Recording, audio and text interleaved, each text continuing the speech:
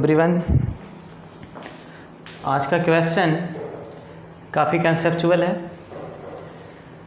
इस क्वेश्चन में बहुत सारे कंसेप्ट आपके क्लियर होने वाले हैं। क्वेश्चन में 3 स्फेयर्स हैं। पहला स्फेयर जिसका रेडियस r, दूसरा स्फेयर 2r रेडियस का है, तीसरा 3r रेडियस का है। पहले वाले स्फेयर पे चार्ज q है, दूसरे वाले स्फेयर पे चार्ज 2q है और थर्ड वाले स्फेयर पे चार्ज 3q है। पहले वाले स्फेयर को थर्ड वाले स्फेयर से कनेक्ट किया गया है, बट बी वाला स्फेयर टच नहीं हो रहा है। आपको बताना है कि पहले वाले स्फेयर के अंदर और बाहर चार्ज की वैल्यू क्या होगी। सिमिलरली सेकेंड और थर्ड वाले स्फेयर के अंदर और बाहर चार्ज की वैल्यू क्या होगी, ये क्वेश्चन में फाइंड आउट करना है। ये क्वेश्चन करने से हमारा बहुत सारा कॉन्सेप्ट क्लियर हो जाएगा। तो इसको स्टार्ट करते हैं। सबसे पहले मैं आपको ये बताना चाहूँगा कि चार्ज का फ्लो ए से सी की तरफ हो रहा है, सी से ए की तरफ हो रहा है, ये डिसाइड नहीं है।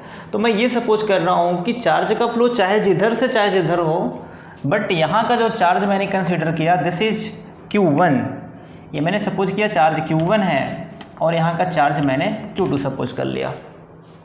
ओके, अब आप ये बताओ कि बेटा जो नेट चार्ज की वैल्यू है वो कितना होगा। नेट चार्ज ऑलवेज कंजर्व होता है। इसका मतलब कि जो नेट चार्ज यहाँ पे होगा Q1 प्लस Q2, इसको हम लिखेंगे Q प्लस 3Q। स्फेयर ए पे चार्ज Q है और स्फेयर सी पे चार्ज 3Q है, तो आपको मिल जाएगा 4Q। This is equation number first. Again आपको ये पता है कि जब चार्ज का मोमेंट, चार्ज का फ्लो एक स्फेयर से दूसरे स्फेयर की तरफ होता है, तो उस केस में एक समय ऐसा आता है कि चार्ज का फ्लो बंद हो जाता है। उस केस में पोटेंशियल इक्वल होता है। इसका मतलब जो पोटेंशियल ए का है यही पोटेंशियल सी का भी होना चाहिए। वी ए बराबर वी सी। अब आप ये बताओ ए का पोटेंशियल कितना होगा। तो ए के बाहर 2 स्फेयर है, दोनों स्फेयर की वजह से यहाँ पे पोटेंशियल होगा। कितना होगा निकालता हूँ। तो पहला हो जाएगा KQ1 डिवाइड बाई R, इस पे चार्ज Q1 है। Second K times of 2Q divide by 2R। Potential का फॉर्मूला होता है KQ बाई R। सरफेस पे जितना पोटेंशियल उतना अंदर भी पोटेंशियल होता है, plus KQ2 divide by 3R equal to sphere C का पोटेंशियल कितना होगा। तो स्फेयर सी के अंदर 2 स्फेयर हैं, तो ए की वजह से पोटेंशियल, तो KQ1 divide by 3R। Point सी पे निकाल रहा हूँ ए की वजह से। फिर again K2Q divide by 3R plus KQ2 divide by 3R। ये हो गया पोटेंशियल एट पॉइंट सी पे। ये कैंसल आउट हो जाएगा यहाँ से। अब हम Q1 को एक तरफ कर लेते हैं और Q को एक तरफ कर लेते हैं। तो यहाँ से अगर हम KQ1 बाई R को कॉमन करें, यहाँ पे 1 बचेगा और ये पूरा इधर आएगा, तो 1 माइनस 1 बाई 3 इक्वल टू यहाँ पे 2 बाई 3 KQR है और यहाँ पे KQ बाई R है। तो अगर हम KQ बाई R को कॉमन करें तो आपको मिल जाएगा 2 बाई 3 माइनस 1, 2 बाई 3 माइनस 1। तो यहाँ से KQ1 बाई R और फाइनली आपको मिलेगा 2 बाई 3 और यहाँ पे आएगा KQ बाई R और ये हो जाएगा 2 minus 3 means minus 1 by 3। Okay, 3 cancel out, R cancel out, K cancel out. तो यहाँ से आपको मिल जाएगा सीधे सीधे Q1 की वैल्यू माइनस Q बाई 2। ये आपने Q1 का मान निकाल लिया। अब अगर Q1 का मान आ गया तो Q2 का मान यहाँ से निकाल सकते हैं फ्रॉम इक्वेशन नंबर फर्स्ट से। तो फ्रॉम इक्वेशन नंबर फर्स्ट से Q2 का मान कितना होगा। Q2 equal to 4Q minus Q1। तो 4Q माइनस और ये है माइनस Q बाई 2, तो minus minus plus, this is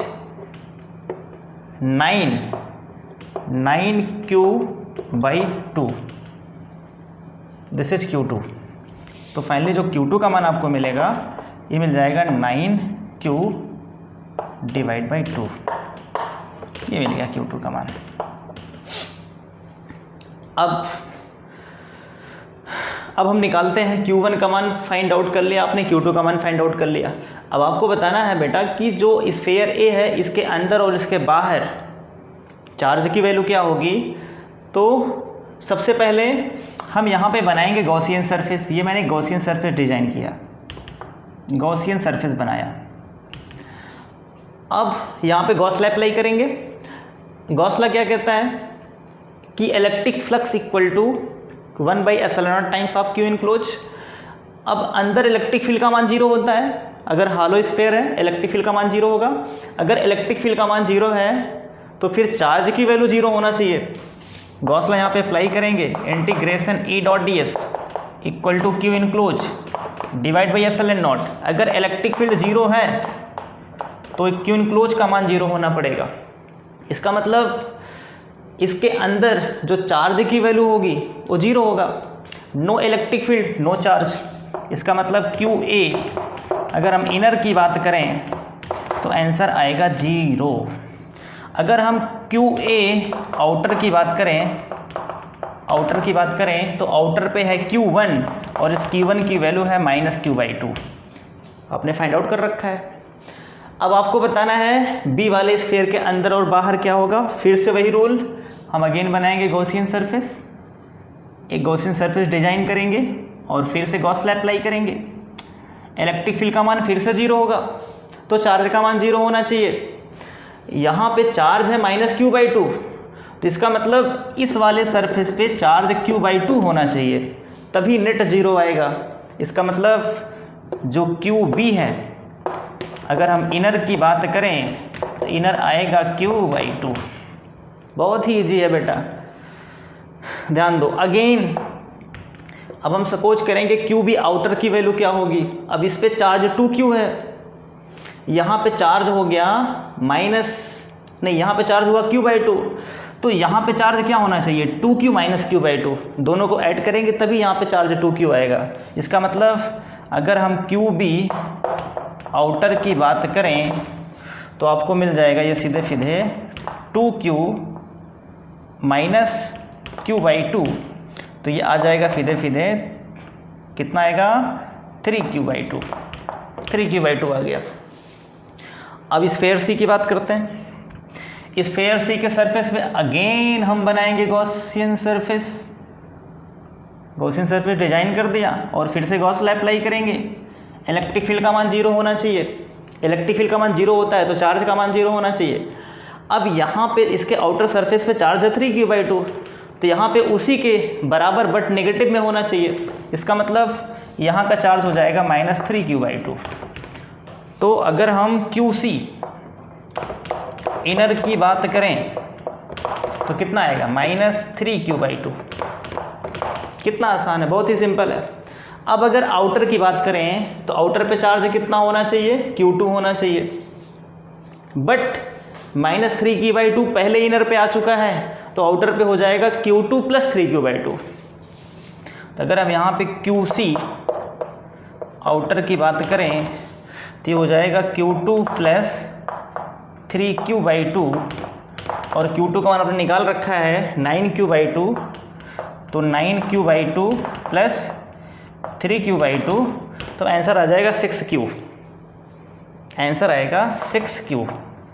इसका मतलब यहाँ पे जो चार्ज होगा, यहाँ पे चार्ज फाइनली होगा 6q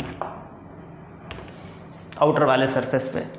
यहाँ पे चार्ज कितना है -3q/2, यहाँ पे चार्ज कितना है 3q/2, यहाँ पे चार्ज कितना है q/2, यहाँ पे चार्ज कितना है -q/2, यहाँ पे चार्ज कितना है 0। कितना सिंपल है ये, वेरी सिंपल क्वेश्चन। ऐसे क्वेश्चन करने से कंसेप्ट तो क्लियर होता ही है, कॉन्फिडेंस भी हमारे अंदर बहुत आता है। तो नेक्स्ट क्वेश्चन एक मैं आपको दे रहा हूँ करने के लिए, ये आपका होमवर्क है। सेम क्वेश्चन है, अगर आपने इस B वाले को ग्राउंड कर दिया, अगर आपने इस B वाले को यहाँ से ग्राउंड कर दिया, तब उस केस में इनर और आउटर रीजन में चार्ज की वैल्यू क्या होगी, ये आपको फाइंड आउट करना है। सोचिएगा, आप ट्राई करिएगा। अगर आपके कॉन्सेप्ट सही हैं तो आराम से आप निकाल सकते हैं। Thank you.